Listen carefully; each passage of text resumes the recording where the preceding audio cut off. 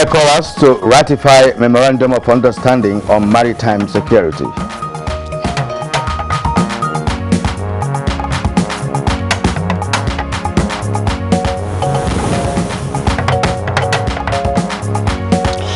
Conference of Speakers to expedite action on Constitution Amendment.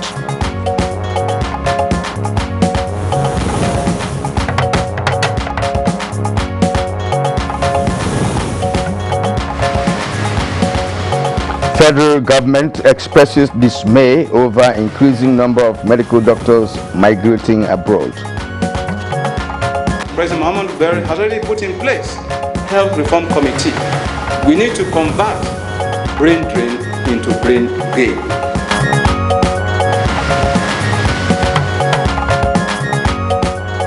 And on Good Morning Nigeria today, we shall discuss formalizing the informal petroleum sector.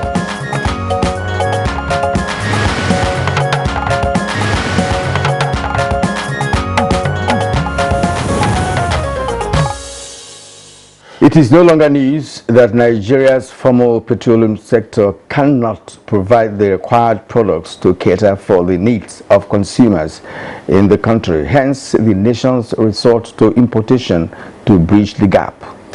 But the lingering scarcity of petroleum products arising from earlier importation of adulterated fuel has left a great deal to be desired.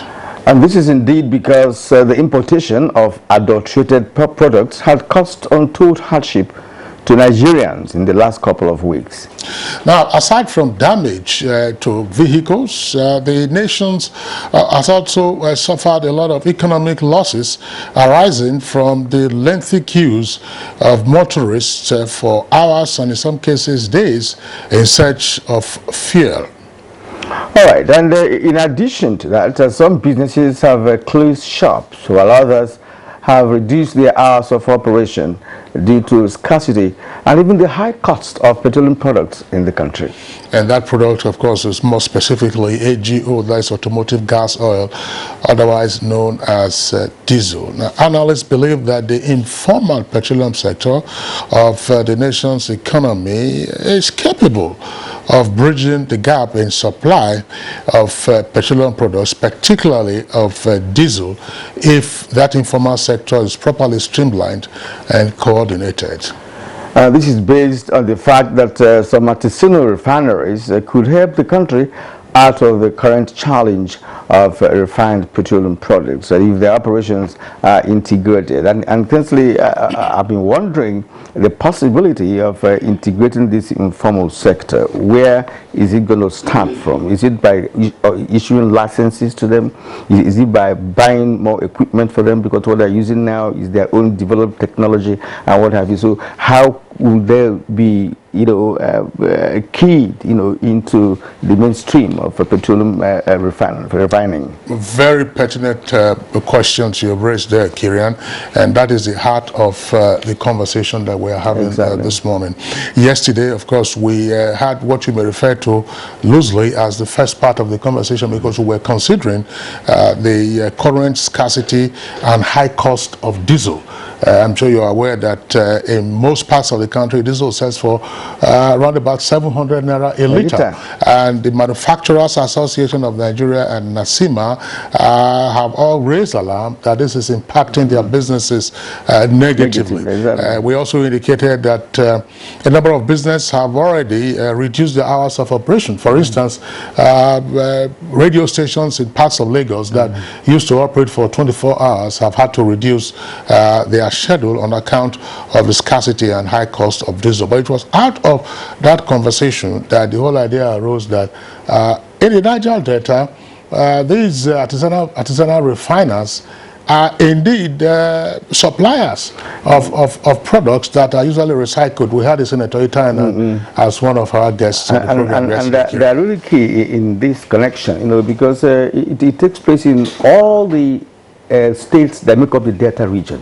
There's no state that is spared. There are artisanal refiners in all the states in the Niger Delta region. That's right, Kirian. So we'll be taking a look at this, and so reports already indicating that products, more particularly diesel and kerosene from artisanal refineries, are being utilized by construction companies. For construction companies, of course, that would be diesel, and as we were told yesterday, bitumen as a byproduct of their processes are being utilized by construction companies and others, and that the rates at which these construction companies buy from the artisanal refiners, the rates are usually cheaper than the 700 formal rate that businesses have to search for the product for in other locations. So the idea is that artisanal miners would appear to be providing internal sources of addressing the shortage of diesel.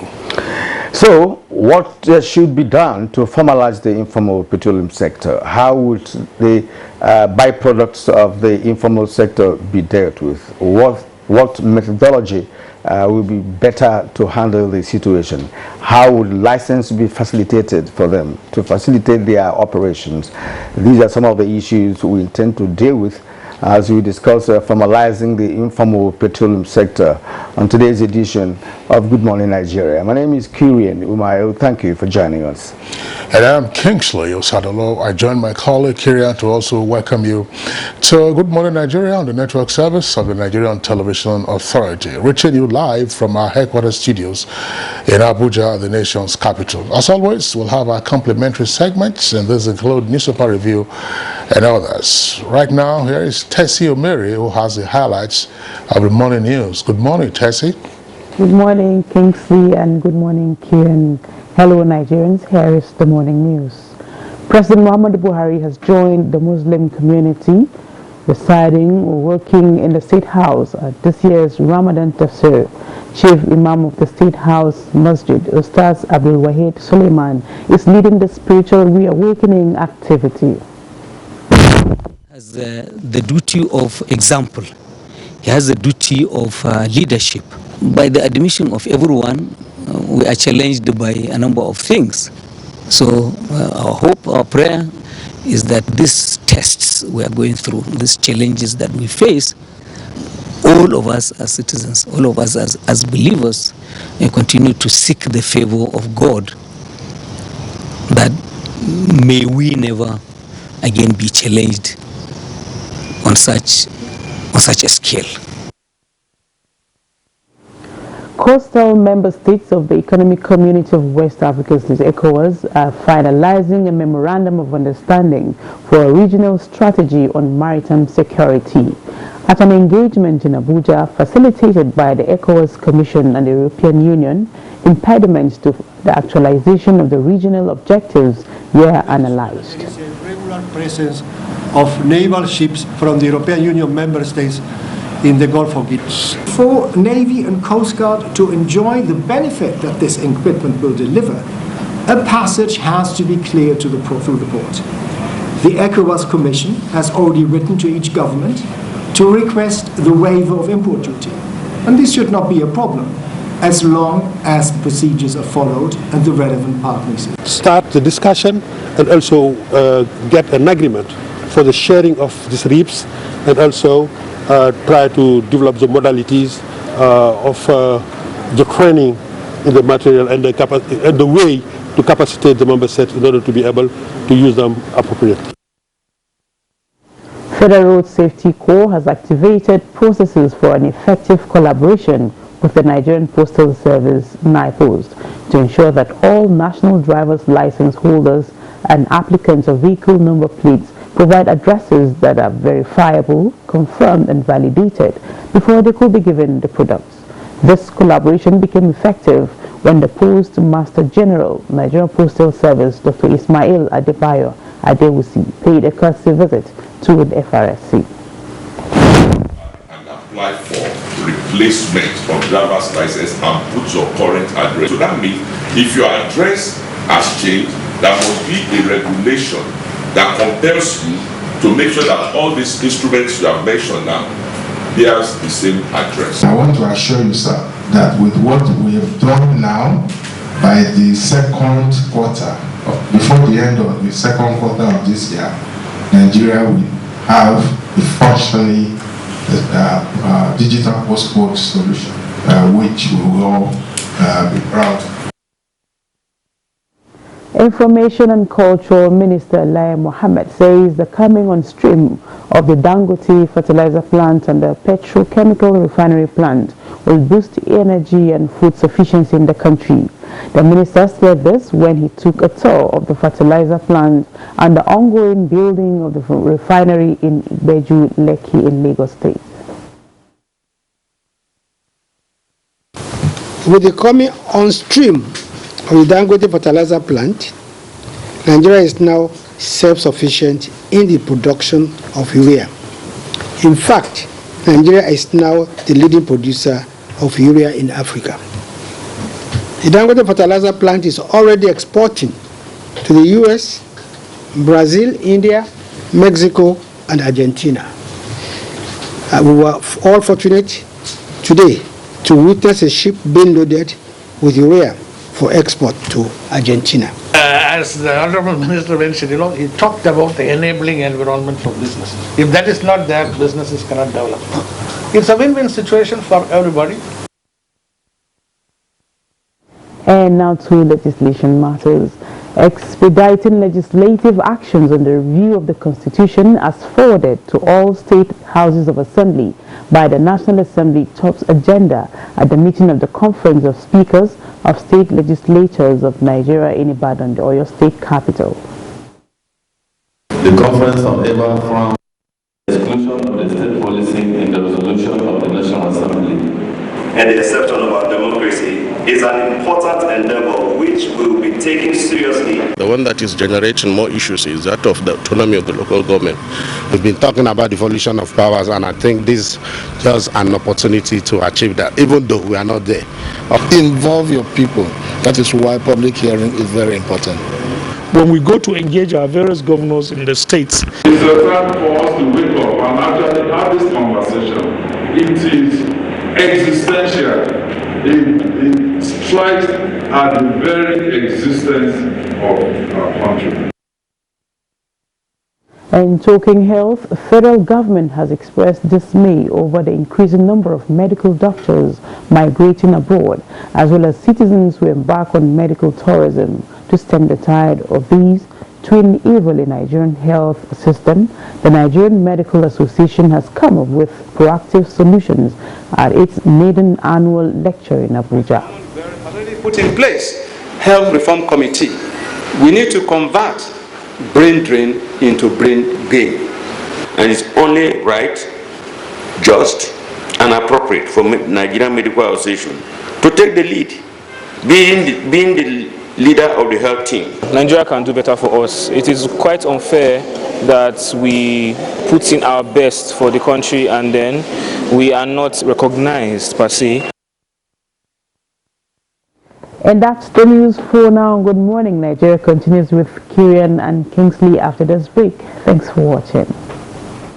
The Nigerian aviation sector is rapidly growing with the construction of new international airport terminals in several regions of the country. The new Murtala Mohammed International Airport has an estimated passenger increase of 30 million annually and 15 million for Nnamdi Azikiwe International Airport, Abuja.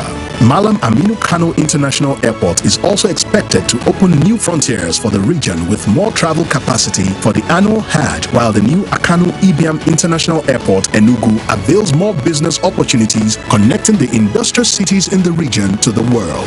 These new terminals beat world-class standards with enabling infrastructure that aid air travel, tourism, and the eventual growth of the country's GDP. Open up commerce and, of course, link us to international societies. People from international community will come here to do business, and then that will bring in more revenue to the state. Now, distances can be seamlessly covered as Nigeria keeps raising its bar to suit global infrastructure standards. Arise, O Nigerians! Let's applaud the courage of Flight Lieutenant Abayomi Dairo, aka the Aggressor, for his skillful and dogged escape from the bloodthirsty bandits in the forest of Zamfara State. 3 hearty cheers also to all military and security personnel who are tirelessly protecting fellow Nigerians from insurgency and banditry while maintaining peace and order. Nigerians are proud of Abayomi Dairo and all our gallant men and women in uniform for sacrificing so much to keep us safe. We admire your courage and we say thank you. God bless the armed forces. God bless Nigeria. This message is from the Federal Ministry of Information and Culture.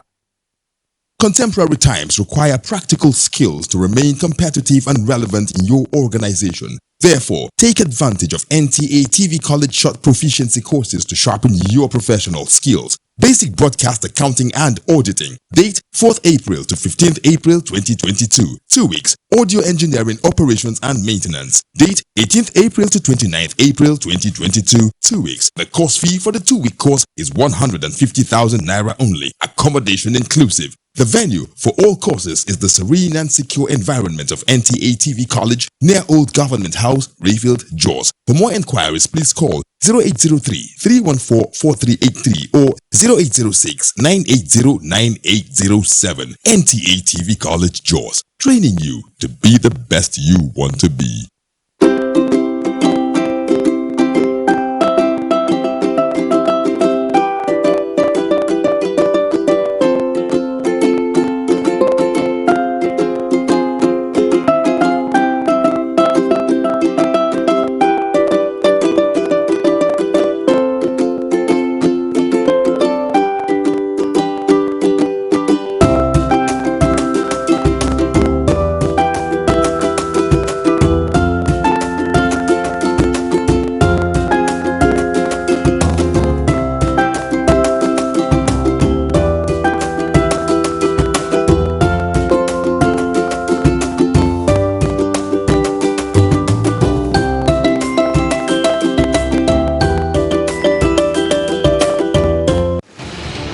As the 2023 elections draw near, remember, evil prospers when good men and women only wish for peace, but never take a step to make peaceful elections happen.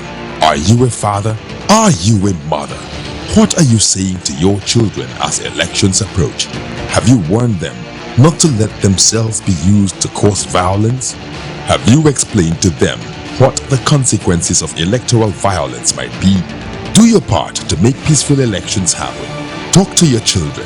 Protect them from unscrupulous politicians who want to put them in harm's way, while their own children are comfortable at home, within and outside the country. Let's join hands to make 2023 elections peaceful. This message is from the National Orientation Agency, NOAA.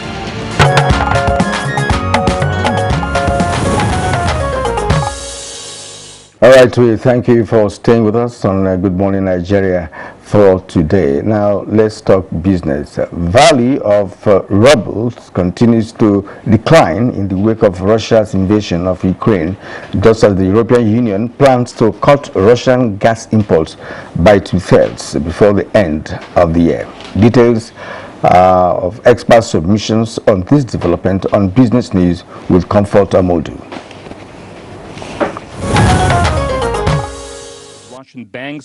A decree signed by Russian President Vladimir Putin stipulates that Western countries must start paying for gas through a Russian bank that will transfer foreign currency into rubles. Under Putin's plan, foreign countries will open accounts at Gazprom Bank to pay for Russian gas, and failure to comply, he said, would lead to suspension of gas supply contracts.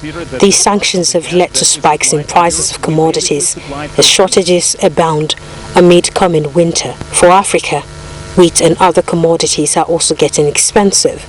What are the implications of this development to the global economy? What are they doing is they're also crushing the international dependency on the greenback. If China and other countries follow suit where there is no longer any necessity to benchmark against the US dollar, the world economy is never going to be the same again. The World Trade Organization has already reduced the global economic growth from 3.6% to 2.4%. The impact is already being felt. It might just be a political maneuvering, testing of the will to see if Russia will keep a stance. Remember, this is not a political move per se, it is economic. The major component of production of fertilizer is gotten from Russia, which is the potash. We have a lot of minerals in Nigeria and in Africa. If we really want to take these opportunities of war, first and foremost, our minerals have to be developed, which is capital intensive. We need to put finances into production, into processing our raw materials, instead of exporting them raw and bringing them back finished.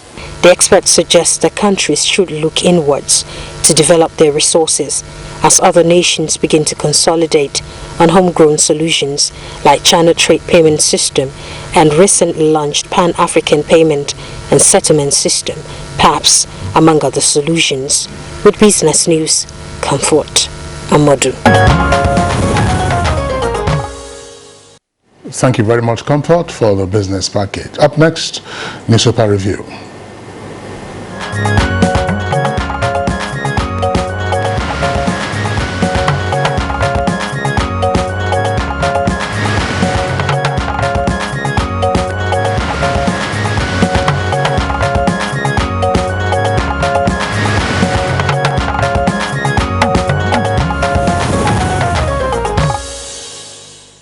And here we have Bayo Toyebi, our reviewer. Bayo, you're welcome. Thank you, Kirian. Good morning. Good morning, Kesley. Good morning, Nigeria. Right, Bayo, good to see you. Thank you. Okay, let's begin by taking a look at the front page of the Leadership newspaper. Above the nameplate, following headlines.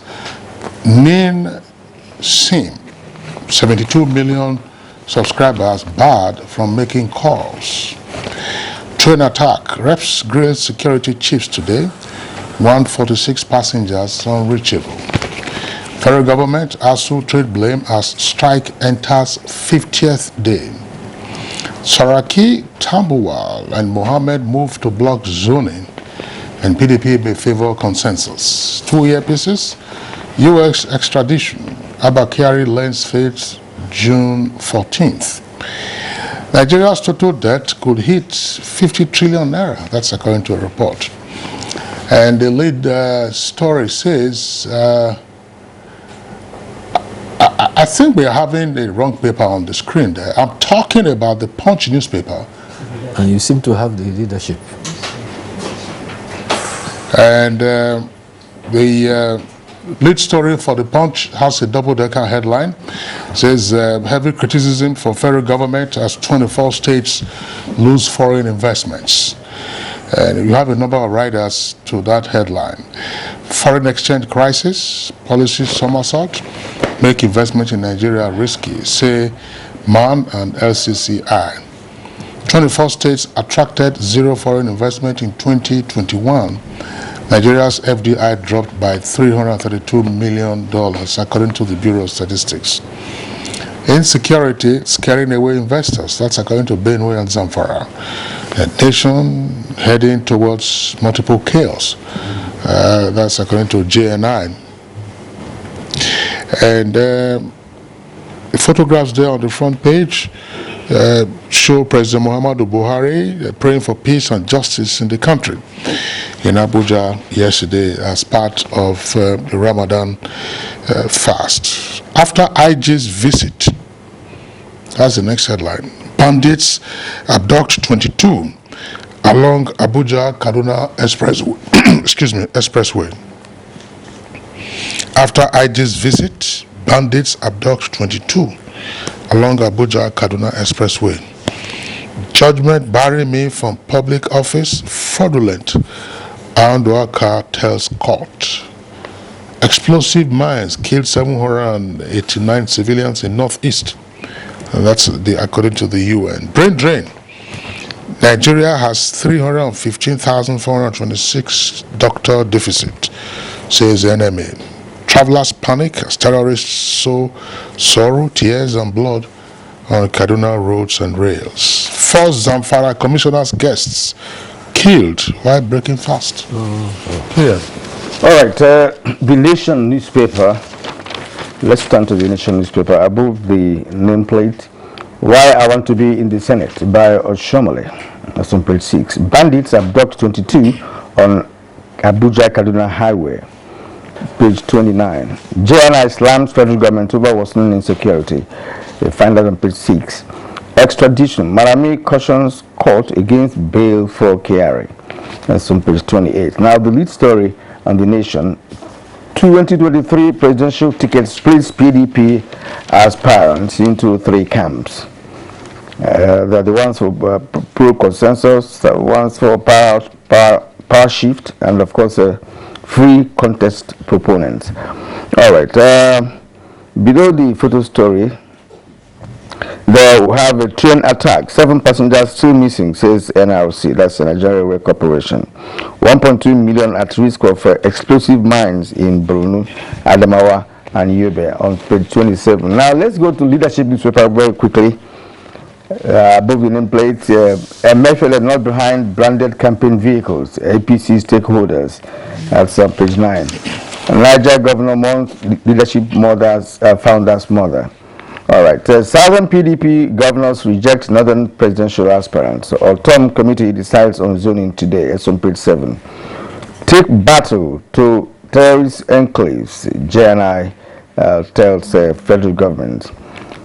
SIM-NIN linkage. After many deadlines, 73 million unlinked subscribers barred from making calls.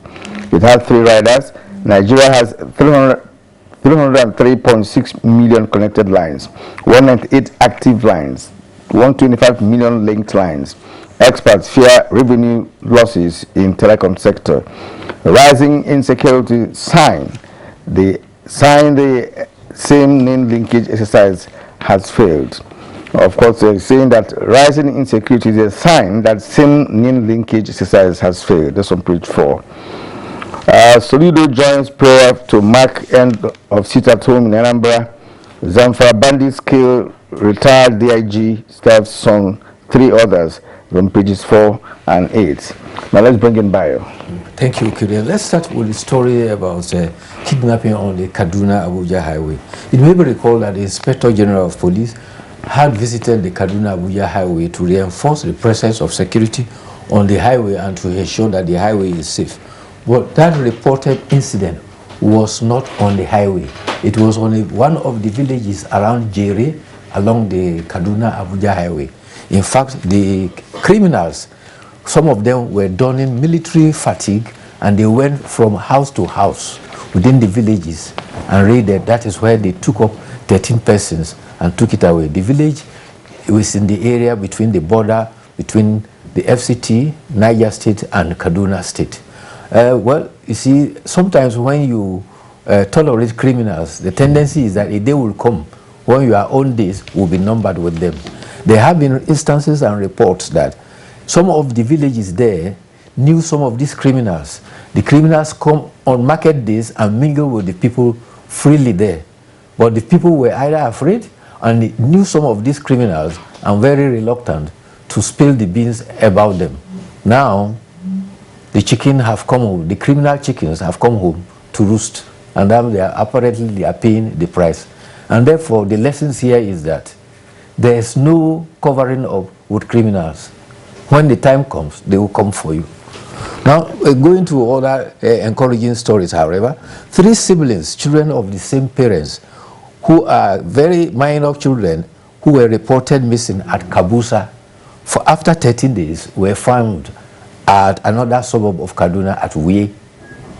The police found the 3 children roaming about, disheveled in Wuye area, and they were taken in.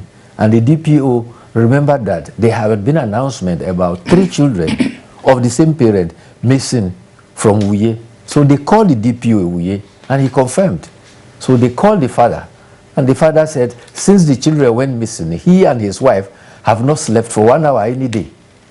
And so when they called him, he rushed there and found that, yes, the 3 children were his children. He found out that they were his children. I think the names are Marvelous, Rebirth, and Alex. And where were they found? Is it in Kaduna State or no, in Abuja? in the same FCT. Yeah, because you said Kaduna earlier. You said Kaduna, yes, I was wondering. Because Kabusa is a suburb. And they were found in Wuye. Wuye is where you have the Federal Ministry of Works. No, that's Babushi. Okay, where you have that's the finance quarters. Yeah, that's finance quarters. Yeah, that's right. It's right on the stadium. If you're going towards the stadium. People will be wondering what may have happened to the children. 13 days. 13 days. It will be 2 weeks exactly today when they went missing. And I would have thought that maybe the police and the parents will sit together and debrief the children. Of course, they will have to do that. Yes. They will have to also undergo counseling, and we should never lose faith. It's also possible that their prayers worked and their kidnappers then decided to release the children. Sometimes you hear all kinds of tales, even from persons who have survived abduction, that the kidnappers will sometimes be arguing amongst themselves. That they are told, I don't want to repeat this on air, that, oh, this person's head is not good for this, it's not good for whatever purpose they want. That's what happens, because most of them are fetish, you know. Yes, and when they carry out their consultations, we say, look, don't deal with this spirit. Serve their purpose. If you do that, you will lose your life, you know, and they always believe in that. So perhaps that may have happened in this case. A similar incident also happened. This was passengers who were traveling on a 14-seater bus, and this was between Ugwashiku, and they were just kidnapped by kidnappers and led into the bush. But somehow the Commissioner of Police left instruction for the DPO, Mohammed Naala, and he and his men went after them in the bush, and luck was on their side. They were able to neutralize one of the kidnappers and rescue the 13 passengers on the bus unharmed. And they are now currently combing the bushes for the kidnappers. Mogbashuku, that's in Delta State. Yes, Delta State, yes. And talking about Charles Soludo, where governor of Anambra State yesterday enjoined in the Anambra to observe a one-day prayer to counter the evil effects of every Monday sit at home. He asked those terrorizing the state to let the state be. Prayers that he enjoined was held with him attending at Ecolobia Catholic Church. He appealed to those who are making the state ungovernable, that they are harming the economy of the state and they should let the state be. I think in that regard, I would have said, I expected Soludo to also do the same thing, in fact, to consult other governors of the Southeast. Because if you stop sit at home in Anambra, that does not mean to stop in Enugu, Ebonyi, Imo, or Abia State. So what you ought to have done was to consult with the other governors so they can sit together. If there was a meeting with the reps of the so-called non-government or anybody, you do it together. Anambra cannot just be free from sit at home, philosophy, and then leave out the other states of the southeast of Nigeria. So it may not work. Charity, they say, begins at home, but should not end there. Maybe having started because from even yesterday, it was observed in Anambra State. Statue was observed in Anambra State, of course. I sometimes when you think of what is happening, how do we now expect, for instance, the name-SIM linkage to facilitate the work of the security agents? Because usually when persons are abducted and the kidnap is for ransom, they make contact with the families. And if you are making contact, your phone, of course, has an ID. And that ID will also include the registered name, unless the registration was simply perfunctory. So we do hope that going forward, the name-SIM linkage will become a handy tool for the security agents, because it's simply traumatizing to imagine the season we have found ourselves in by all kinds of criminal elements. People are traveling on the highway. We do know that in years past, They could be waylaid by armed robbers, dispossessed of their of their possessions. Yes. You know, and sometimes you had fatalities. But now this is almost an industrial scale kidnapping. People don't talk about armed robbery anymore. Yes, people are traveling. You stop the bus and then take out all the passengers. Shepherd them into the so-called forest. I don't know, where are these forests, by the way? I'm just wondering. Because if you're talking about the rainforest belt, you can know where forests are. But I think these are just simple hideouts. That we have failed to destroy. Well, when you say forest, sometimes you have an overgrown area, because when you go to the savannah area, we don't have the kind of forest you have there. It's not the kind of evergreen rainforest where you have thick thorny bushes. No, it is overgrown area where criminals can hide along the highway and spring surprises. I'm talking about telephones. These days, their strategy is that because they fear that their phone numbers could be tracked, when they kidnap people, they seize the phones of the kidnappers and they use the phones of the persons they have kidnapped to contact their families.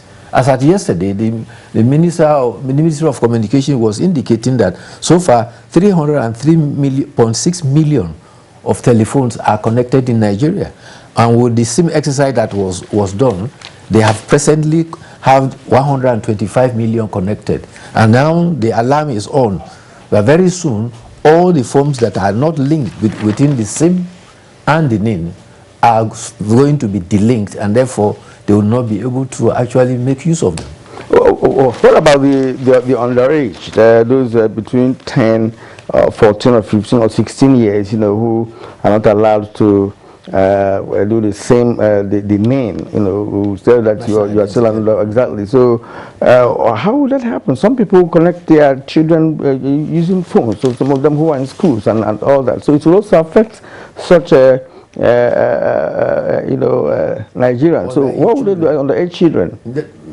But like you have pointed out, the only safety valve there is perhaps they will have to use the link with their parents' NIN number as an adjunct. That's right. That should have.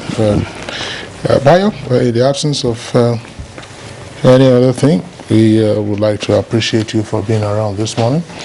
Thank you. The subject matter of the brain drain of medical doctors and other health personnel. This has been going on since the mid-80s, following the introduction of the structural adjustment program, when the Naira began its fall. The value of the Naira, unless you fix the macroeconomic indices, this brain drain is going to continue. How much can you pay, and what is the parity of your pay to what they would earn if they went abroad? So if you don't fix your exchange, if I say fix, I'm not saying get a figure. If the exchange rate is not salutary, because if you recall, before September 1986, the exchange rate was in some cases 65 kobo to the US dollar.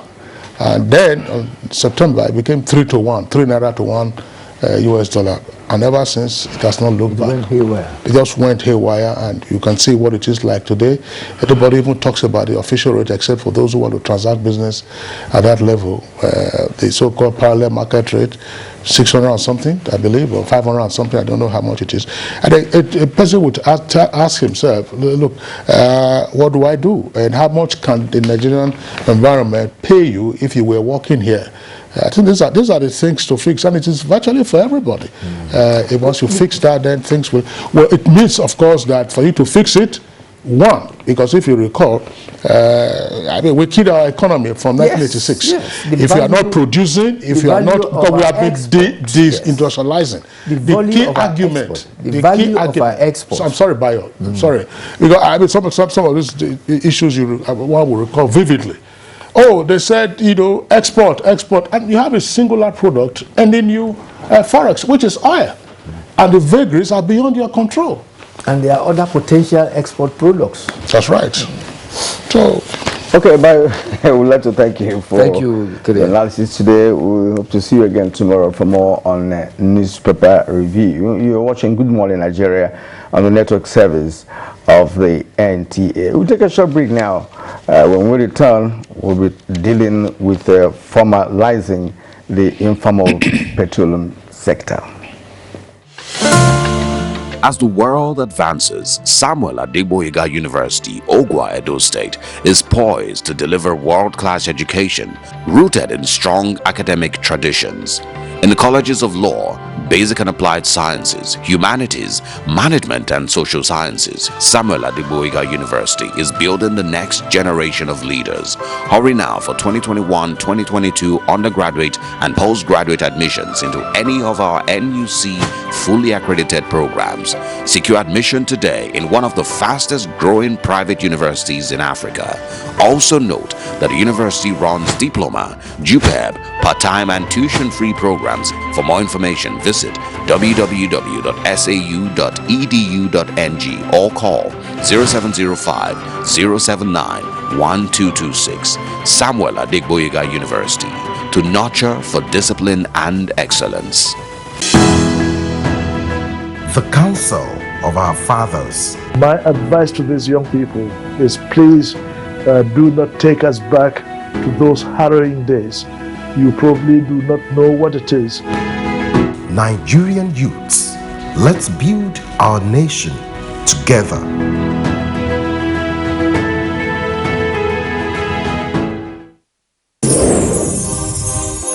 A new edition of TV Guide is out, exclusively with Professor Umar Garba Dambata, Executive Vice Chairman of the Nigerian Communications Commission, NCC. We have unveiled the 622 as a toll-free line through which consumers can be able to lodge their complaints. And we have introduced the 112 as a national emergency number. This edition is a compendium of mind-blowing stories for your reading pleasure, ranging from technology, entertainment, economy, media, politics, family, and lots more. Pick up your copy and get abreast with issues and trending features within our space. TV Guide, very incisive, very educative and compelling. Grab a copy at the vendor near you or any NTA station nationwide. TV Guide, your indispensable companion.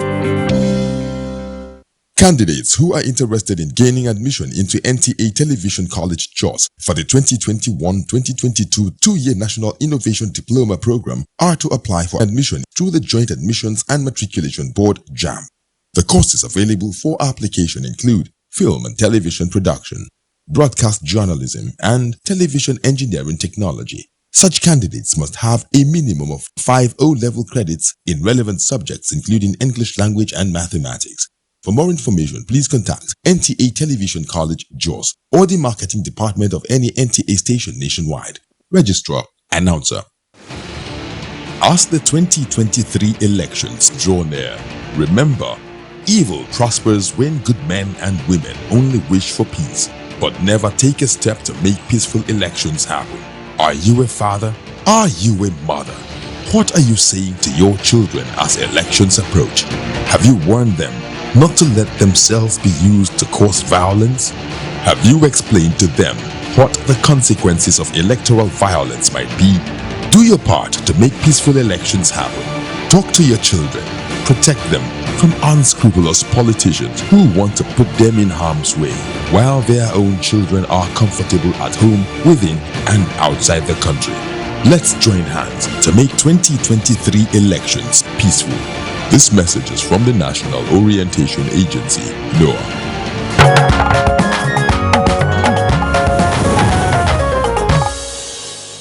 And to begin our discussion on the subject matter, let's take this background report by Oyemi Ajayi.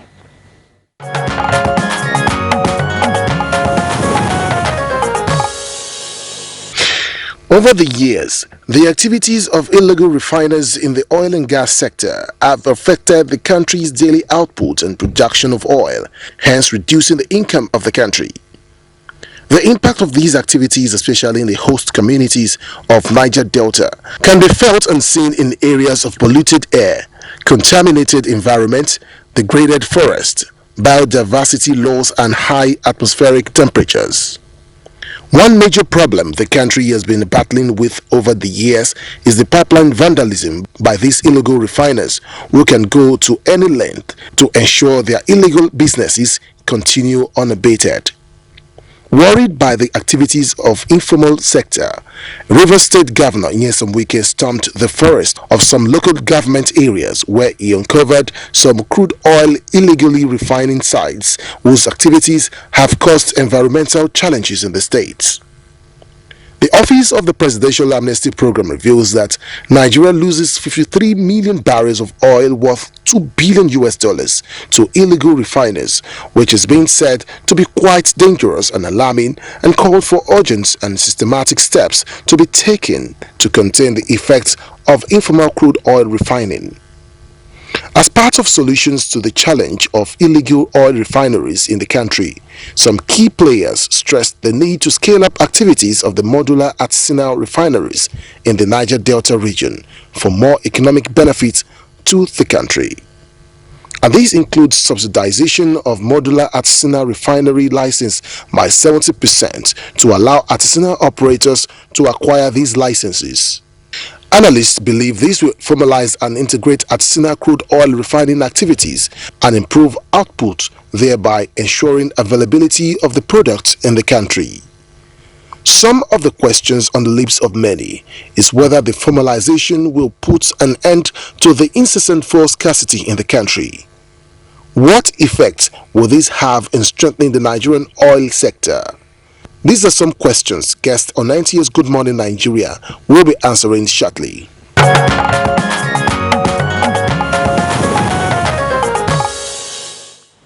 Thank you very much, Oyemi Ajayi, for that backgrounder. We have guests with us in the studios here and another joining us via Zoom. Let's welcome again distinguished Senator Ita Enang. He's the Senior Special Assistant to the President on Niger Delta Affairs. Senator Enang, we are glad to wake you up again this morning and be part of Good Morning Nigeria. Thank you very much and good morning, Nigerians. Okay. We also have in the studios regular guests on Good Morning Nigeria, Dr. Timothy Okon, a petroleum economist and managing partner, Tenno Energy Resources. Dr. Okon, welcome to Good Morning Nigeria. Thank you very much. Good morning, Nigeria.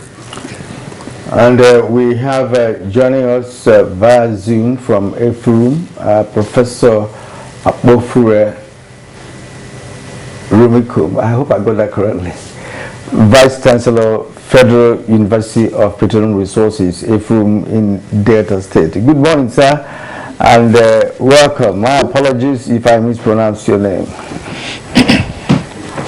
Good morning, Nigeria. Thank you for having me.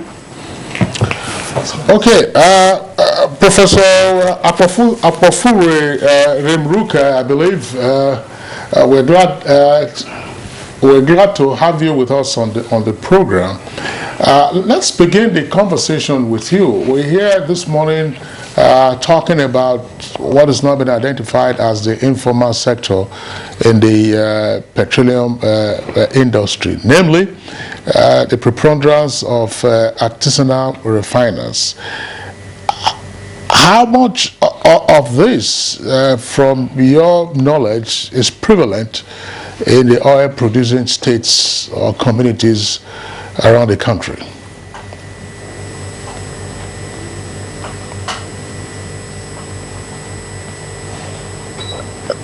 Hello? I didn't get that question very well. Okay, you have your earpiece on, or your speaker is loud enough for you to hear us. Namely, It's loud enough. all right, my question is, what do you know from your findings about the preponderance of artisanal refiners, those we now call operators in the informal sector of the petroleum industry? If you can hear me, it's very clear to us. If you can hear me, it's very clear to Nigerians. There are the formal sector, which is recognized by government, and the informal sector, which is operated by the Artisanal Refiners Association of Nigeria, also informal. These are the two main operators in terms of the production of petroleum products to Nigerians as it is today.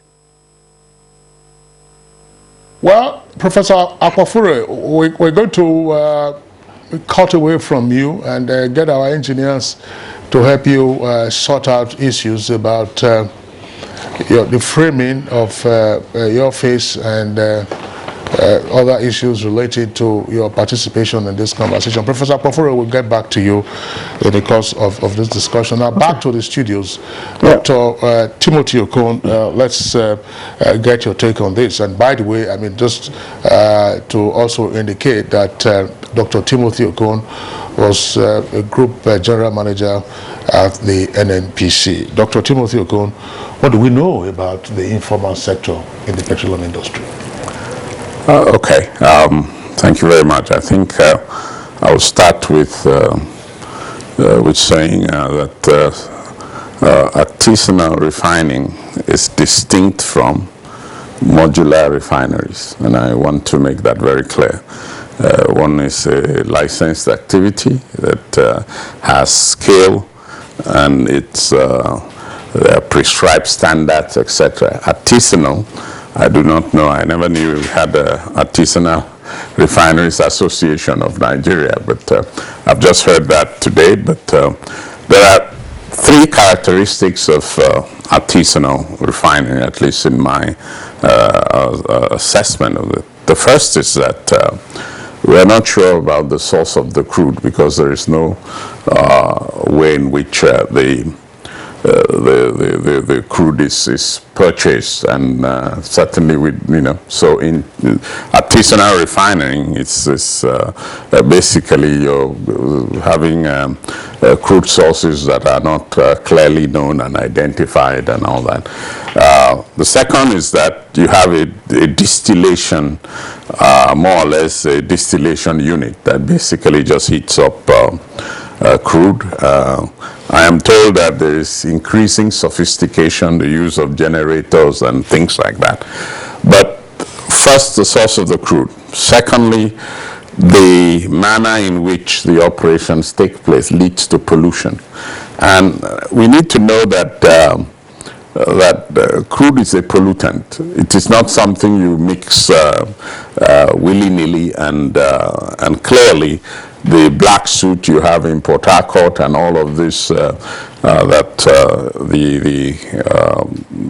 clip that was shown before this, the interview itself, those are issues that we must tackle. That is not how the oil business is run. The third thing about artisanal refinery, third characteristic, is simply the product quality.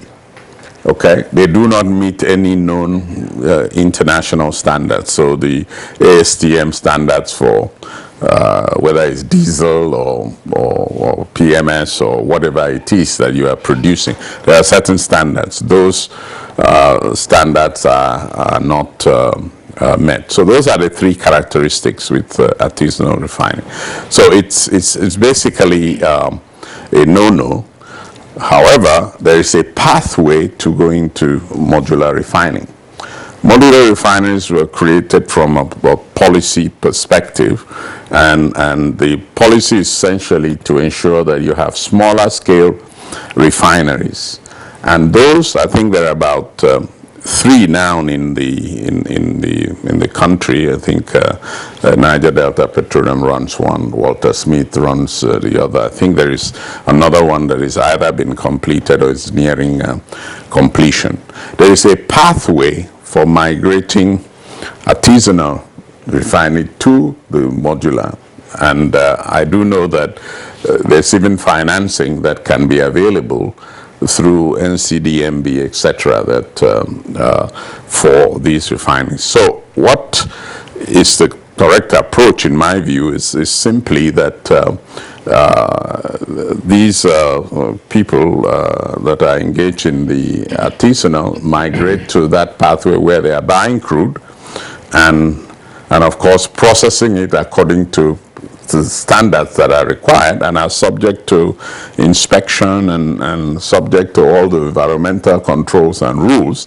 If not, we will all destroy the Niger Delta even before the oil finishes. So I think that is in the best interest of the Niger Delta that we do not have these activities. So there's a pathway to migrate, and principally this needs to be backed by, and it's already in the law anyway, the removal of subsidies, so everybody can come into a sector that is profitable and yielding, and you have recognized businesses come out of the oil and gas value chain, particularly with refining. So those would be my initial comments on. All right, Dr. Okon, I'd like to remain with you because you raised some pertinent points there. One has to do with the standards and quality of what comes out from artisanal refining. We also indeed know that their end products are also being patronized by construction companies and other users of end product of petroleum products. So the issue of quality, perhaps you are more of a professional, but some people are patronizing these artisanal miners. And our concern this morning is on formalization. Now, you said it's a stepping stone, towards having modular. What should be the process of formalizing this group of Nigerians who have applied their own technology, in refining? No, I didn't say it's a stepping stone to modular. I say they can migrate. I would say you can directly go and ask for, if there is sophistication, as I'm being told that artisanal refineries have great sophistication, they are adopting technology, then you just go to the authority and you get a license, right? So it's the step to getting a license is not through cooking oil, some obscure part of the Niger Delta, because it's environmentally damaging. So it is not a stepping stone. It's simply that if you have a level of sophistication to run a refining process, okay, then you go and get a modular refinery license to do so. I think that's really what. So the formalization is that you adhere to the rules. I think the authority would have rules that, that this is the refinery, this is the capacity you want, and these are the equipment you're going to bring in. They give you a permission to construct, and then finally a license to operate the refinery. That's the process. It's open, it's established, and we welcome people to be involved in that activity. The final step in it was with the PIA now, where, of course, subsidies have been removed. Then you can have an economically valuable business to do. Well, Dr. Timothy Okon, I'm sure that some would say that you're speaking from the formal side of the petroleum industry, and which is understandable. But there are others who have also acknowledged and recognized that you have a plenitude of these operators in the informal sector with the kind of consequences you've talked about to the environment and questions around standards. And the issue then is, should we assume that these informal operators do not exist? Senator Itayanak.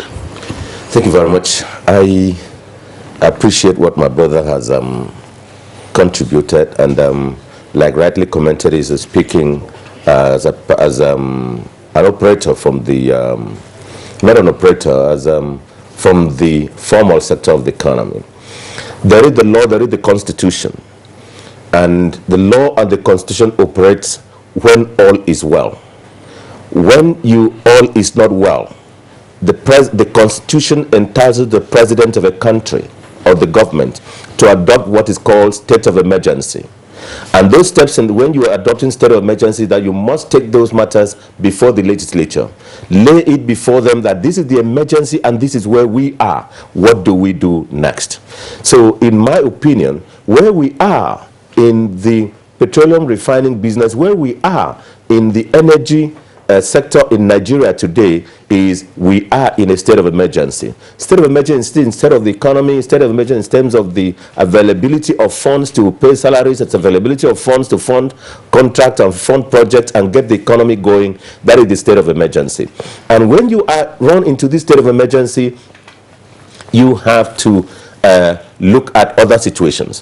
One, where the law, the Constitution, and the Petroleum Act, as it were, when really outlawing the some of the operations that were going on at that time in the Niger Delta, outlawing the bearing of arms and making it illegal, you know, all the activities that were going on.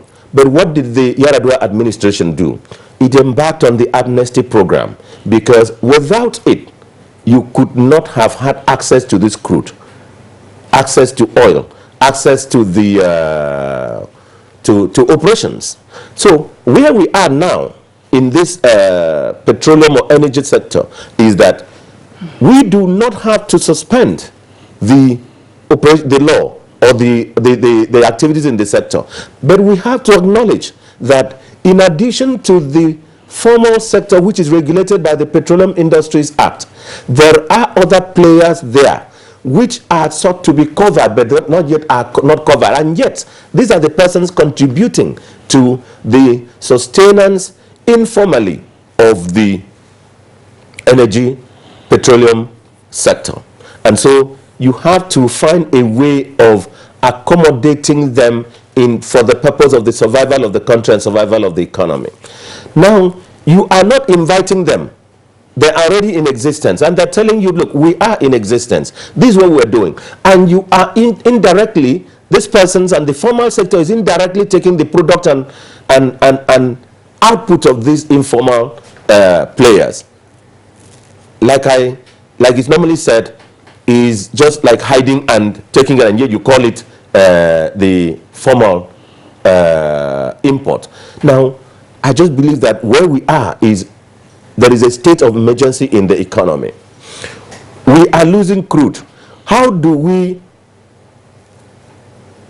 come around and make sure that this crude that we are losing, that we get value for it by way of saying, look, this is as it were in the beginning. This is as the law says. Now, there is a new method now that we can't, not that we can't, but it's difficult to operate without engaging with these persons. This is the essence that we had the conference and the engagement that we've been having with these persons. And these persons came out. And let me appreciate the NTA for seeking to talk about formalizing the informal sector. Because formalizing them and taking ideas from the practitioners, from persons who are primarily involved, and even from the government, which is the victim of what is happening, you know, will bring is bringing a new thinking. Now, if you want to ask whether we should formalize or engage with these persons, go and ask the governors of the 36 states of the Federation how much they are able to take from the Federation account upon the loss of this crude through leakages, you know, leakages that are coming, which are available, leakages which could be paid for, leakages which you have seen the pipes and the points from which these leakages are. And without engaging with these people, you'll still be damaging the environment. You can't have enough money from this to pay, to go into the Federation account, which you can distribute to the 36 state governments. You won't have enough money. You are going to suspend many projects which we are using the money from oil to pay at the federal government level. Even at the state government level, you will not have money because the oil is not flowing through the pipe properly to go to where you ought to. And we are also going to be in debt default. Debt default in terms of the fact that most of the obligations we have to repay our loans comes from proceeds from oil. If those oils don't flow to get to where we ought to, and then it gets to be bought, we still have a problem. So it is a state of emergency. In a state of emergency, you suspend certain rates of actions until you are able to recover yourself. We said the other day that we're having a problem with terrorism. We are adopting unconventional approaches. So yes, I'm a lawyer. I know the law. I'm a legislator. I know the legislation. But where we are is that we have to adopt some unconventional methods to make the country survive. There can only be law, order, and governance when you are able to survive.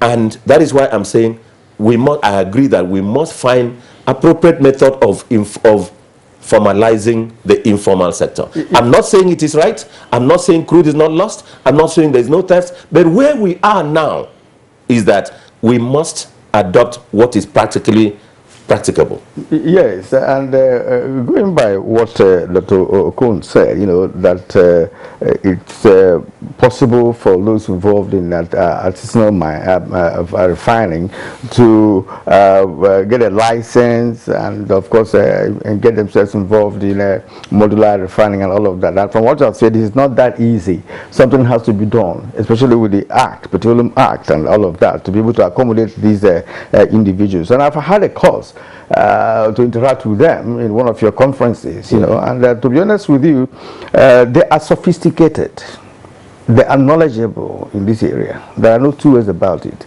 and they have different methods of refining, and they even export what they refine to other countries of this world. So talking about perhaps quality or standard may not be there. They brought the products themselves. They will show you the products, the quality of the products, the difference between the good quality and the bad quality. Okay. So let's go to Professor. Dr. Okon. You want to say something? Yeah, because you're referring to something that we haven't talked about, which is the economics of scale. Right? You can do all that you're saying they are doing because this thing is stolen crude. There is no cost to it other than the cost of tapping and so on and so forth. It is somebody's crude. It's something that someone has spent time to extract from the surface and put into a pot. So you are taking that. You see, the notion that somehow there is a value addition when someone has done the work and is supposed to pay taxes, but is not paying tax. So you must understand that that entire value chain is subtracted from the value of the crude that somebody else has produced, which you are subjecting to royalty, etc. But he is the one who is out of pocket. And this formalizing the informal, it sounds very, what shall I say, it's catchy, but you need to understand the economic impact. That economic impact is not accretional. In other words, you are not adding value. You are taking away. So, and that is the point. The economies of scale, if they were buying the crude and producing, it would not be economic because they won't be able to sell to the construction companies you claim they are selling to. So you must understand that value chain for what it is.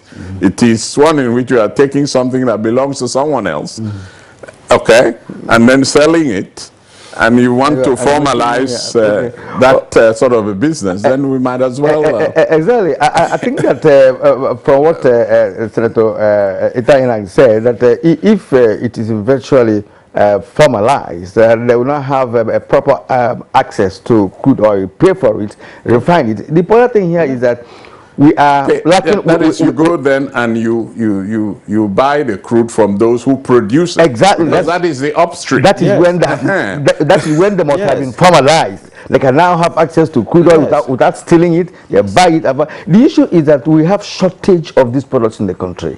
What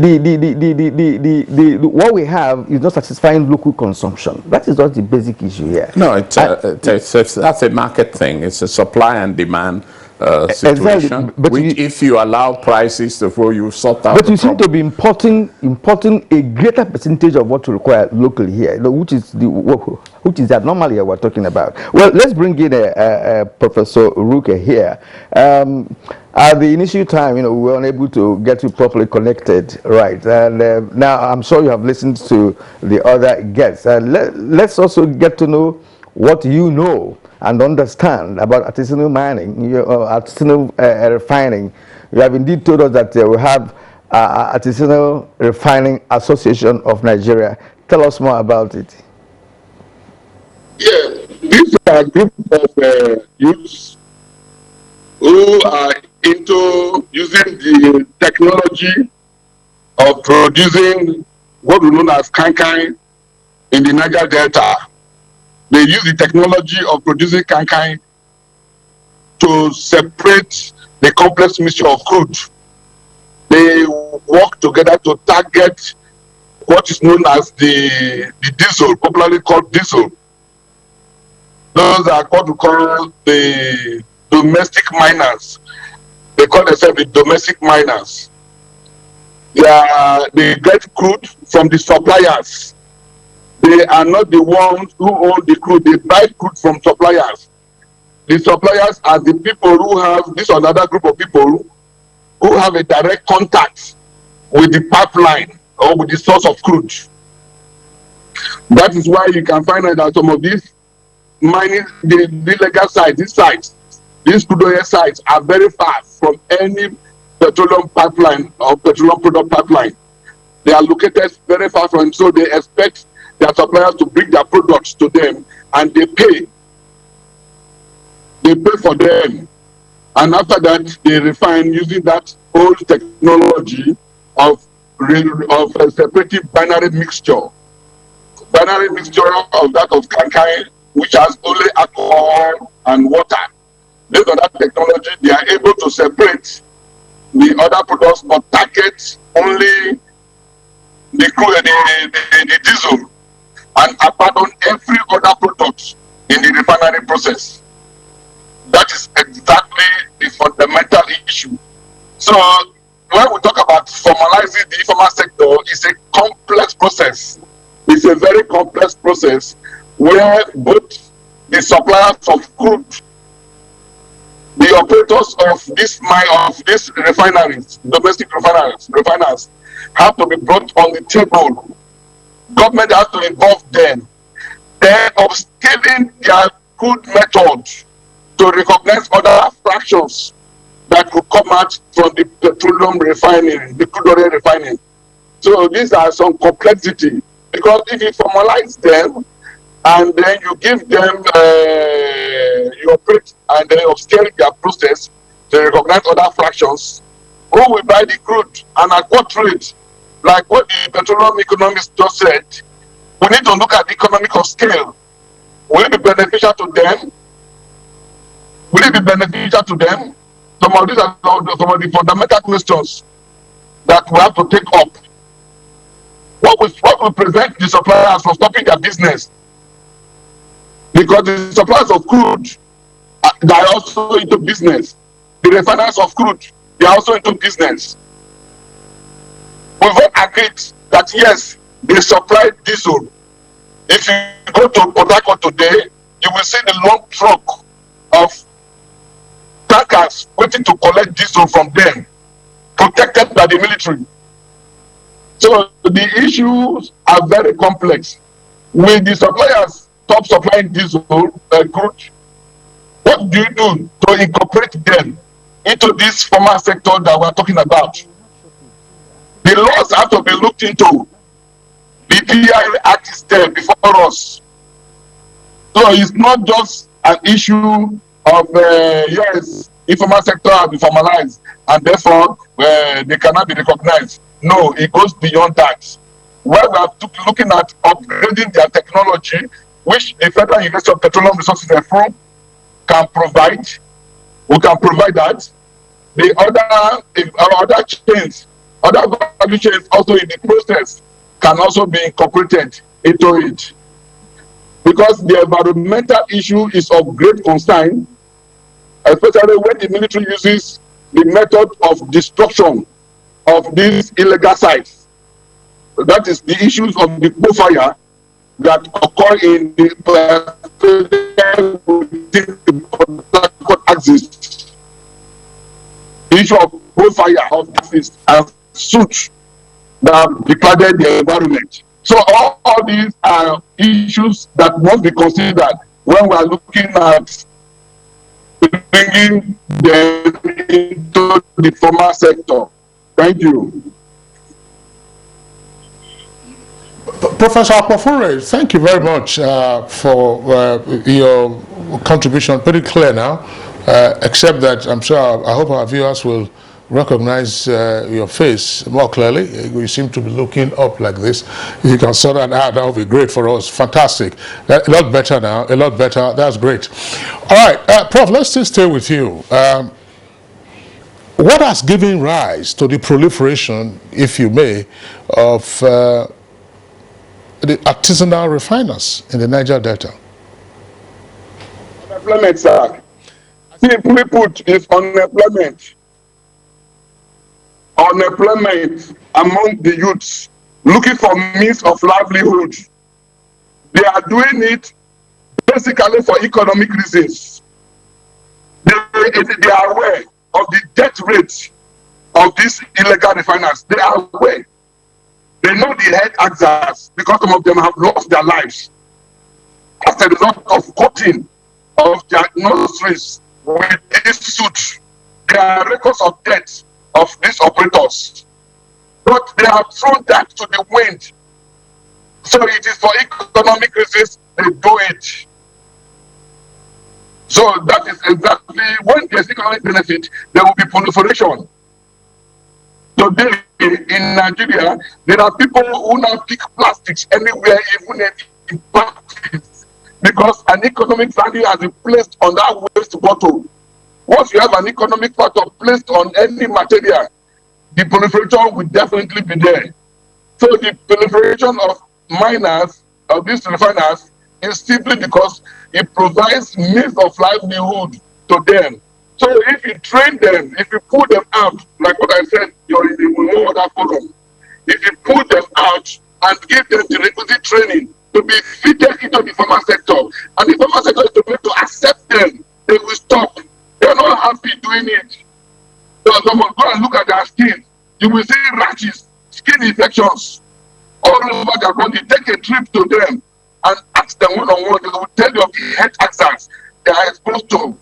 But because there is no alternative, that is why they do it. If government can be sincere, look at them, bring them up, bring them to footprint, so that you get the petroleum resources for training, so that they can be fitted into the formal sector, they will stop the business. Professor Akpofure, we sometimes get the impression that refining petroleum products is almost like rocket science. And so when our refineries break down, they're quite complex. It will take years and years before we get the refineries back on stream. But from the processes that you have just described, I mean, like conversion of raffia palm into kain, that's ogogoro, that the colonialists called illicit dry gin in those days, and then they were bringing in their London's or Gordon's dry gin. It looks like, if you may, again, the science of refining, at least for some of these products, isn't so complex after all. So why has it been difficult all along to apply, if you, again, this rudimentary process, and then accommodate or otherwise eliminate the byproducts that would normally damage the environment?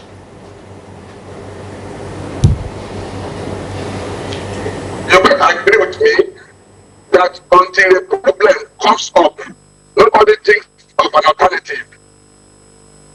Until a problem comes up, nobody thinks of improvement on the ongoing process. The process of producing kankai is for a binary mixture. It's for a binary mixture.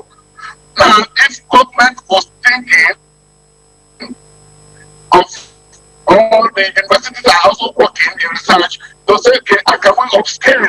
How can we upscale this binary mixture process to the complex mixture of crude? It is just by introducing only one component, that is the fractional distillation unit, into what they are doing.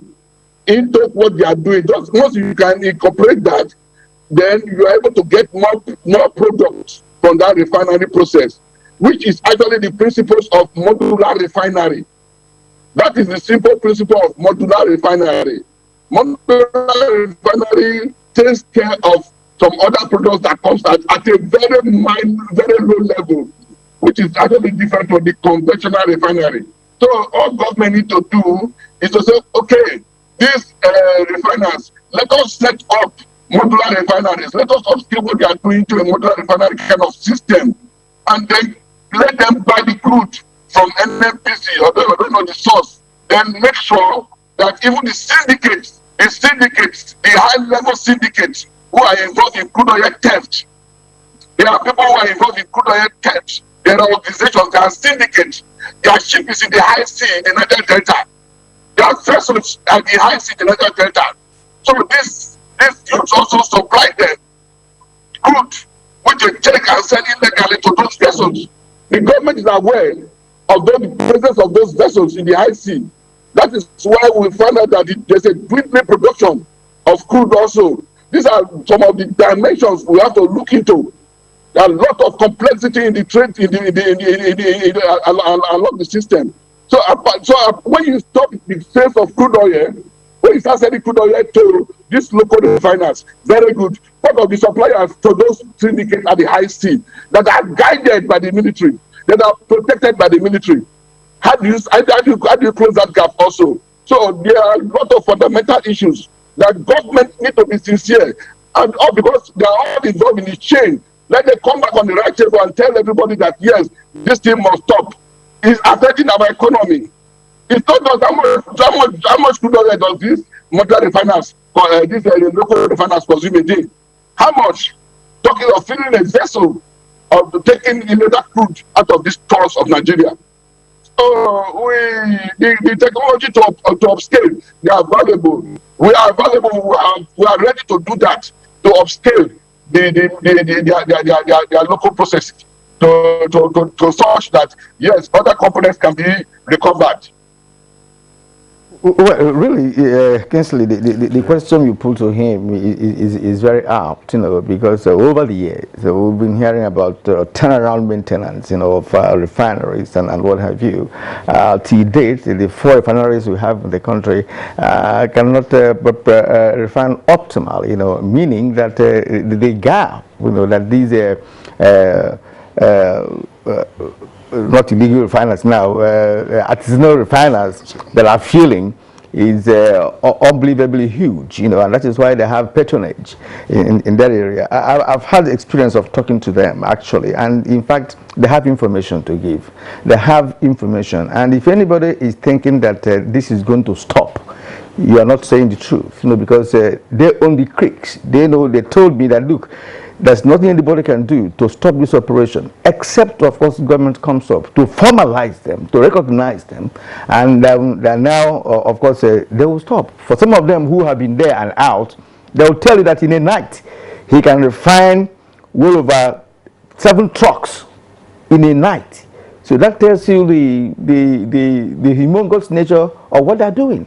Right. So when it comes to formalization, Dr. Okon, how do we start this formalization if it's a possibility? Okay. How possible is it, and what is the method, that you would advise governments to take to bring in these people into the value chain of oil processing in Nigeria? I think Prof made the clear indications of what he said there. There are certain hydrocarbon fractions that are basically thrown away. And this is the problem of so-called artisanal refinery. That the hydrocarbon, hydrocarbon is a mixture of carbon and hydrogen in different linked chains, okay? So you heat it, you actually boil to break up these chains. And essentially what they are targeting is what is called distillates. okay, which is the series of chains that includes your diesel and then your kerosene. They're referred to as middle distillate. So if you have a column, a tower where things, the carbon chains are broken and then they're segregated according to their density and so on, specific gravity and all that. So that's what happens. The problem with artisanal refinery is exactly that there are certain fractions, hydrocarbon fractions, that they simply dispose of. So there is nothing to when you say formalize, there is nothing to formalize. You can't formalize pollution and all of these activities. So by simply saying that if there is sophistication, and as Prof is talking about technology, then you go to the formal route. You just simply get a license to formalize your activity, buy the crude, and he said there are, of course, suppliers of crude.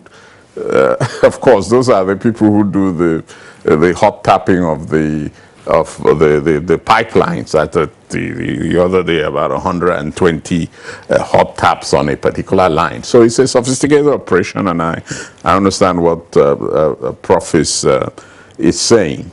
I am simply saying there is nothing magical about the refining process. Of course, you can have modular refineries as simply what are called hydroskimming plants. You can advance that when you add FCCs and value addition units and so on and so forth. They become more sophisticated and take care of those fractions. There are 2,000 products, byproducts you can get from crude in a refining process. Nigeria cannot, it's not typical. We don't have refineries that deliver this because we don't have all those additional units, etc. So it's refining is a sophisticated operation. Let us not reduce it to kai and things like that, because there are certain specifications and standards. I wish I brought a picture of what a complex refinery looks like.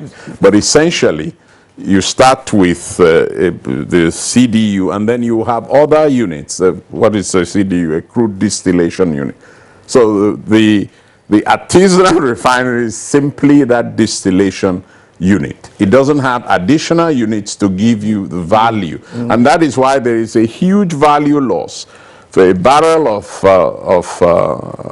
crude oil, premium crude oil, we will end up generating just the distillate only. Yes, and then you throw away the rest. I'm not cutting you short, but let's say that the fraction that you are talking about, that they are aware of it, that is dangerous to the environment, that they can deal with it if they have additional technology and the residue and the residue that they require to. They say that look, they can produce all those chains, but the ones that could do, AGO and of course a diesel, but they know that the fraction is useful. And they can deal with it if they have a residue to advance on it. I mean, because I do not doubt the entrepreneurial ability of the Nigerian people. I don't doubt it. Neither do I doubt their zeal and all that. I don't.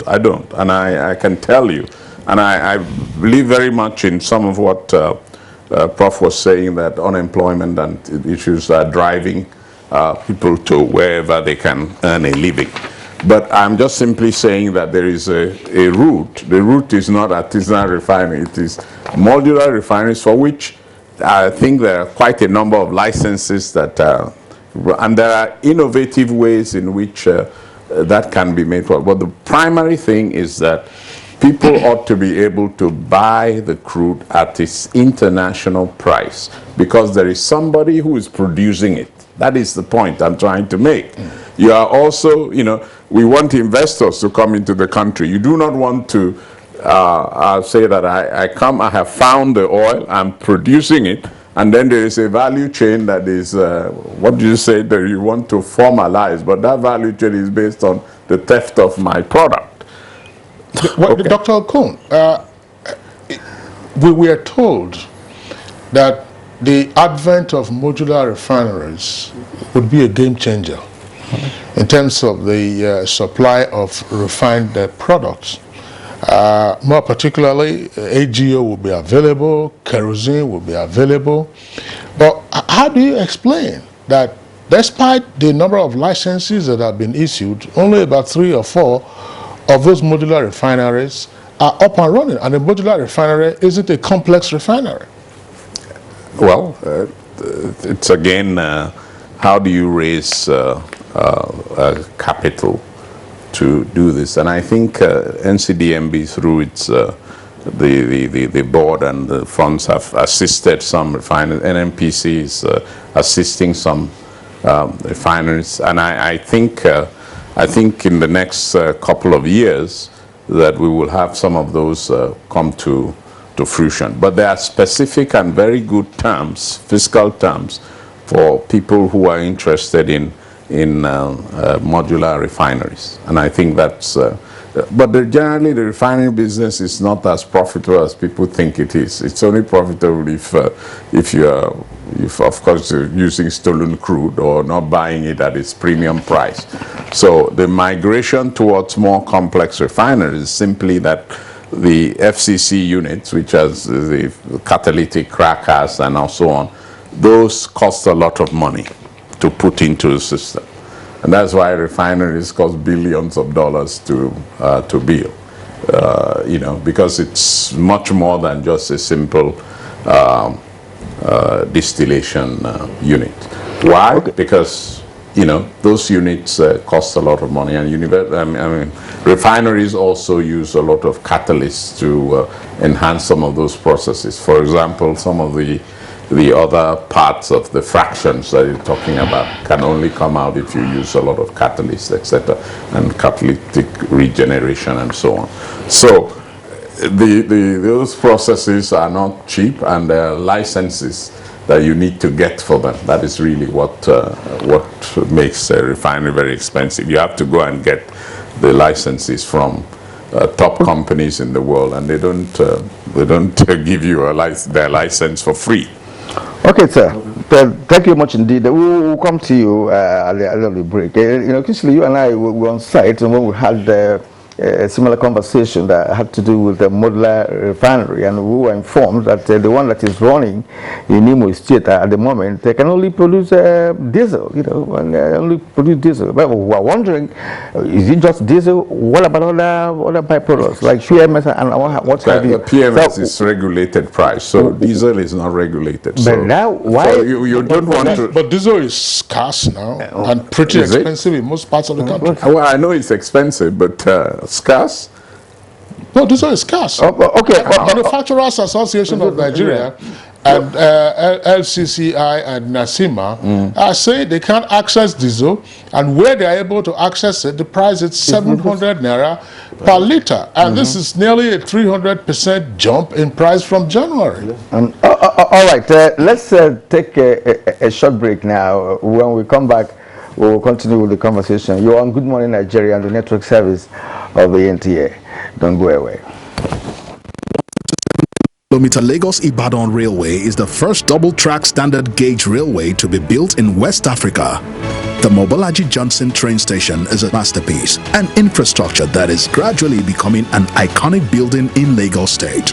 The modern facilities put the station on a world map of train stations. Likewise, other new train stations across the country built to world-class standards. The train and its convenience is indeed an admirable effort, with commendations from Nigerians. This is a station that we have to commend the federal government for putting a beautiful face, empowering us in Lagos State, not only in economic and political arena. I can say that I'm really impressed with the infrastructures in place.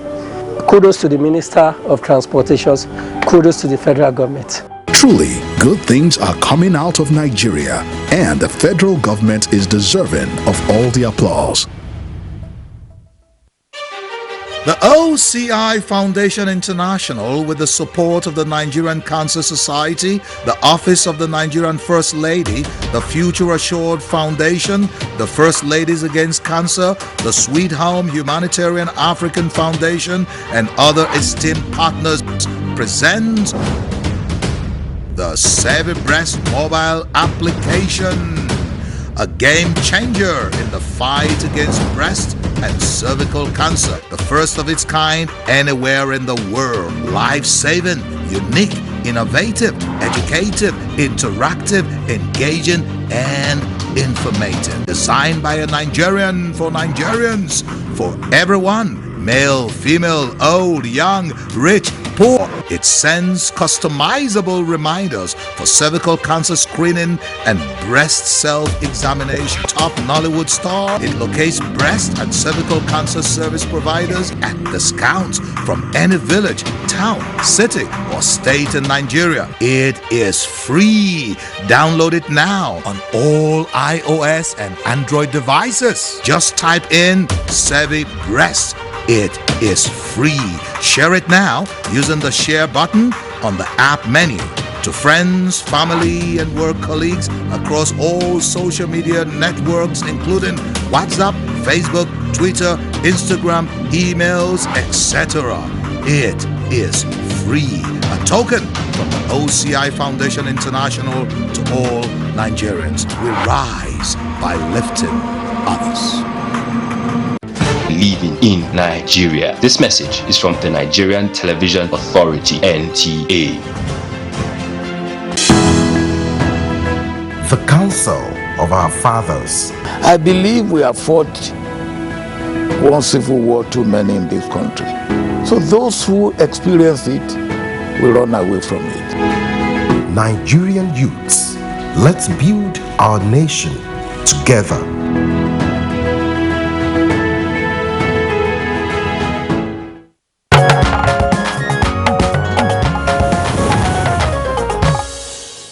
All right, you are welcome back, and you're still watching Good Morning Nigeria, and we're live on the network service of the Nigerian Television Authority. Let's come back to Senator Itai Enang. Senator Itai Enang, of course, you've listened to the arguments and the contributions by the other guests. What is the clear pathway to formalizing the informal refiners in the petroleum sector? The clear pathway, I'll soon return to it, please. But let me just make a little response to what Professor Akpofora said about that people can only get diesel. It's not correct. When the people refine, they now can get diesel, petrol, kerosene. And there are another set of off-takers who off-take the other part of the product which are not after the petrol and kerosene. We said in one of these programs the other day that after that there are people who take some of these products and then supply it to the use it for this construction industry, you know, the bitumen, yeah. You know, part of tar. Those are still part. There are other people who take other components of it, you know, and use it for cream. There are people who take other part of it and use it for engine oil. They produce it. Lubricants. They're lubricants. So, as at now, most of the refining points have, have stores. Have storage where after taking petrol, diesel, and kerosene, they store the other ones in their tanks, tanks, where the other people still come to take. So it is not correct that after refining, taking diesel, they can. The formal modular refineries, the one that they're talking about, I understand they produce diesel only. Now, but the other ones in the creek, which you call informal, is producing these three products.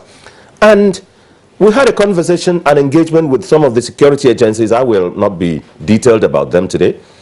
They said to me, and they said at the conference, that any day that the artisanal refiners stop producing, there will be scarcity in this country.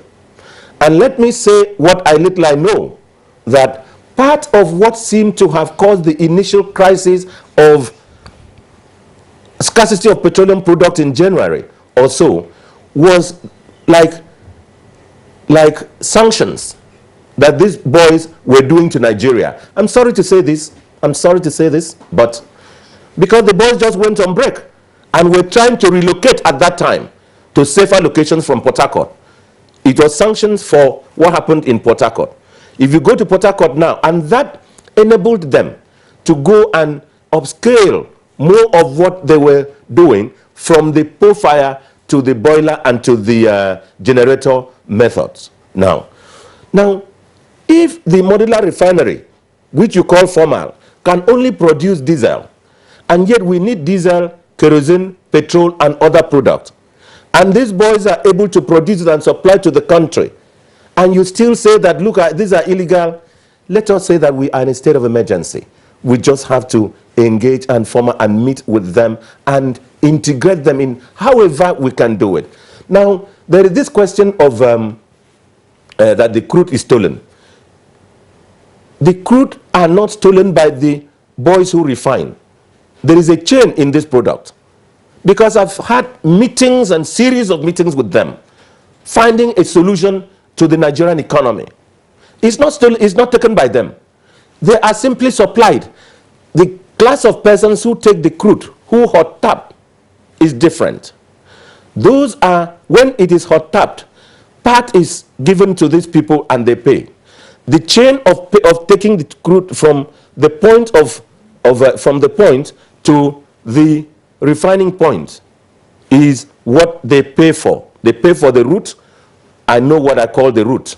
The prof was a little bit more direct on it, but I call it the route. They pay for the route, quote unquote. Then part of those who hot tap, they also, after hot tapping, they have a means of conveying it to the big vessels at the high sea. The big vessels at the high sea, Prof said they know it. He was at the conference. They know it. When a vessel comes to supply, for instance, refined petroleum product in the country, does that vessel go back empty? Does that vessel go back empty? And Nigeria, does that vessel that has brought in this go back empty? And is it only carrying regularly supplied petroleum product from the country? No. It does 1 or 2 or 3 trips, quote unquote, in the high sea. And some, after doing, they just say they are going back, they go to wait at the high sea. Either they get this crude before they move, or even before they get the crude and move, they will do 1 or 2 trips of taking the refined product, refined by these people, go to supply once or defined by the artisanal refiners, go and supply once or twice or thrice to people who have this license before they come back and take this illegal crude, which is what is called stolen crude, and then go back finally to other places. So Nigeria, we just have to come to the reality. I drive around, I saw in the last 5 days or so, we are having less people at the filling stations. There is refined petroleum product. But at what cost? In the next 3, 4, 5 months, will we, after paying the subsidy we are paying, be able to pay, to give money to in the federation account to pay salaries in the states, in the local government, be able to service our obligations? In the next 5, 7 months, will we be able to service our debt obligations? If we say when we make offer in the Eurobond and others, it is oversubscribed. It is oversubscribed in good faith because it is done. Part of it is targeting the economy of this country to collapse. So we just have to come and back and think something is wrong. So we just need to, if you see somebody that has taken your property wrongly, let us go back to the wisdom of Yaradua. Most of these persons who are today the managers in the upstream, downstream, the midstream, in the authority and commissions, were officers who were involved in the negotiation on the amnesty program. The sabotage that is happening to the petroleum economy is huge.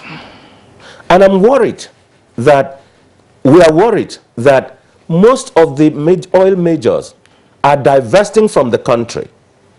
1, 2, 3 reasons. 1, there is effort to decarbonize the world. Second, they are worried about the level of losses they are sustaining. And if they are divesting and selling this equipment and selling their stakes in this, unless we engage with the practitioners, can we sustain even the production?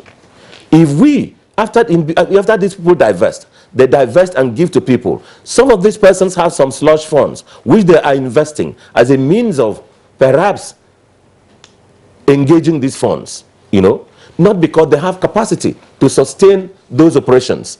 Now, in the next few years, we may have even the collapse of the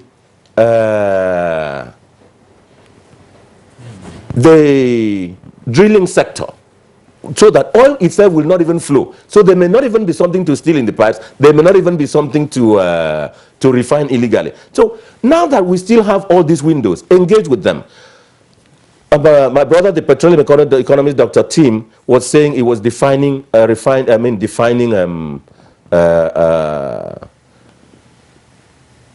refineries.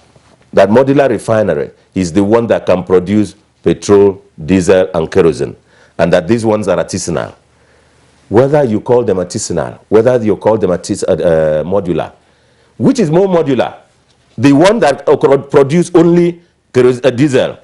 That's for you. An economic issue. It's not. Okay, that's all right. The one that produces this, or the one can produce a lot of products, but the lines have not been installed. The diesel, the units. The diesel is the most profitable. It's deregulated, and you can get a high value for the products. So okay, that's it. That's it. So all these people in the creeks are able to produce all this.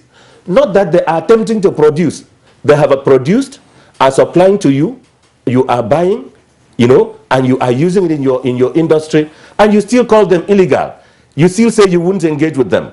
Now, what is the pathway?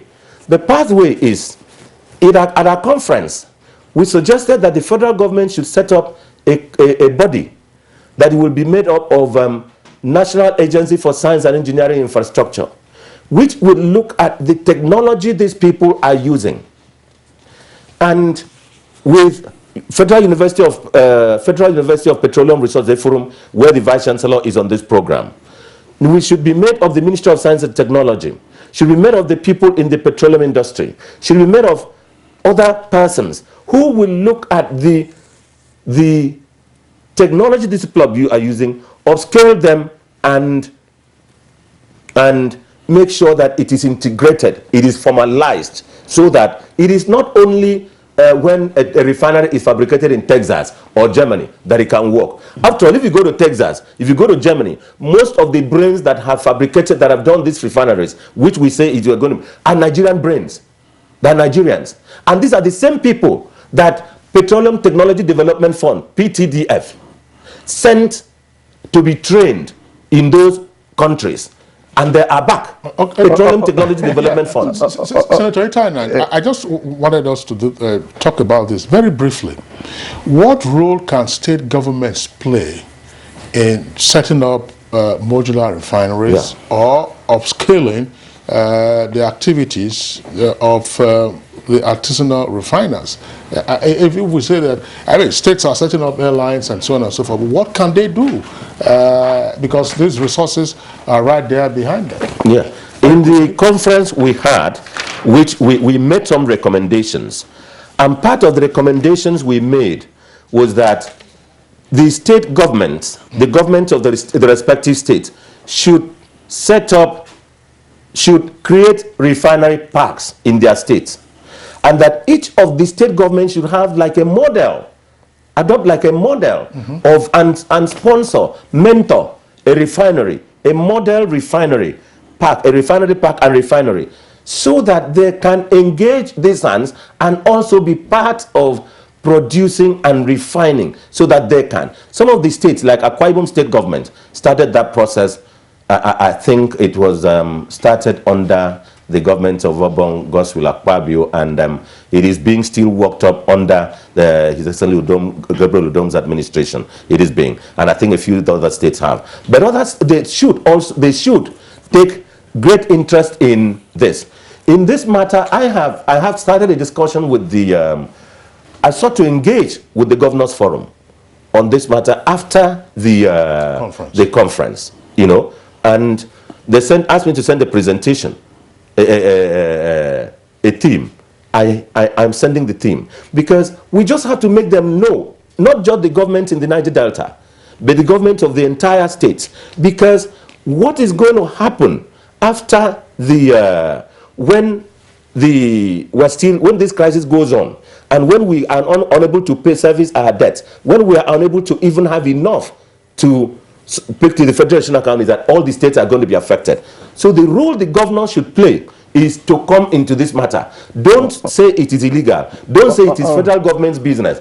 Now, the federal, I will conclude. You know, time is actually running. We're running out of time. You know, I can see the passion in you. You know, I was also in the conference we're talking about. Yes. But when you talk about governors to key into, I mean, it's usually very difficult to get them to do that. They've not even done that in agriculture, health, and what. I think they will come in because this is the artery of their problem, their economy. And again, well, as we were talking, I was saying, it's a very complex thing. It's not something that they just get into easily. You said that somebody started it in Akwa Ibom, and that up to today it's not been completed. I think they're working on it very well. I can okay, say that. let's get Prof once again. Let's get to a closing. Let's get his closing thoughts just for a second. Okay, Prof is no longer there. Let's also get from Dr. Okon, as we round off this edition of the program. What would be your take? If these people should be formalized, what should be the methodology? Again, I said the pathway to if you're interested in the refining business, there are specific policies, there are incentives, and it's through the modular refinery setup. If there is sophistication, as I'm being told, and all of that, then I think then they should go for. They appear to be well funded, given what I hear this thing Senator is saying, that the formal route is to get a modular refining license, get the modules. They are modular because they are actually modules, so your CDUs and the other value-adding units to create the full range of the products that you can. I think. One of the tragedies of Nigeria is that you have a resource like this. Energy is for building economies and so on, and I would expect that many of these Niger Delta states would have been industrial heartlands by now. So I fully support that states focus on industrializing using natural resources, but there is a legitimate and clear way to go about that. And I think energy, whether it's gas, whether it's oil, these are all energy inputs into industry. So we need to focus on that. And Prof mentioned unemployment being the motive for people to take a health risk and all that. All right, Dr. Okon, we would like to stop you there at the moment as we have run out of time for today. Thank you indeed for being here this morning. Dr. Timothy Okon, Petroleum Economist and Managing Partner, Tenor Energy Resources. Thank you once again for your professional input to this conversation. Senator Eta Enang, Senior Special Assistant to the President on Niger Delta Affairs. Thank you also for your being here this morning, and of course for bringing in these very important suggestions that you've made this morning on this issue. And your passion for it is actually exciting. Well, we had via Zoom from EFRUM, Professor Abufure Rimruke, Vice Chancellor of Federal University of Petroleum Resources, EFRUM in Delta State. Well, thank you all for being part of our show this morning. Next, sports. Atletico Madrid will travel to Etihad to take on Manchester City in the first leg of the Champions League quarter-final today. City made it past Sporting Lisbon's 5-0 in their last 16, and Atletico barely scraped past the Red Devils in a 2-1 win to make it into the quarterfinals. This will be the fourth meeting between Pep Guardiola and Diego Simeone. Pep has 2 wins and Simeone has 1. Atletico are looking to win back-to-back away games against English opposition for the first time since beating Manchester United 1-0 on March 15th. City have only lost one of their last 9 Champions League knockout games. While for the other quarterfinals of the day, Benfica will host Liverpool. Benfica is coming into the game after a lose to Braga in the Portuguese League, but Liverpool is coming into it off a win over Watford in the English Premier League. Liverpool have lost each of their last 3 games against Benfica in European competitions, while the Reds are undefeated in their last 8 Champions League games against Portuguese opponents with 6 wins and 2 ties. Benfica's average position of 40% in the UEFA Champions League this season is the 4th lowest of any team. And in tennis, Poland's Iga Swiatek was confirmed the new WTA #1 in the rankings released on Monday, replacing retired Ashley Barty. The 20-year-old celebrated her new status in style on Sunday, winning the Miami Open with a straight-set victory over 4-time Grand Slam champion Naomi Osaka. Swiatek's victory made her only the 4th women's player in the history to win the Indian Wells and Miami tournaments back-to-back. Miami runner-up Osaka jumped up to 42 places to move into the 35th in the rankings. The Japanese star will be hoping to secure sit-ins for the remaining 3 majors of the year.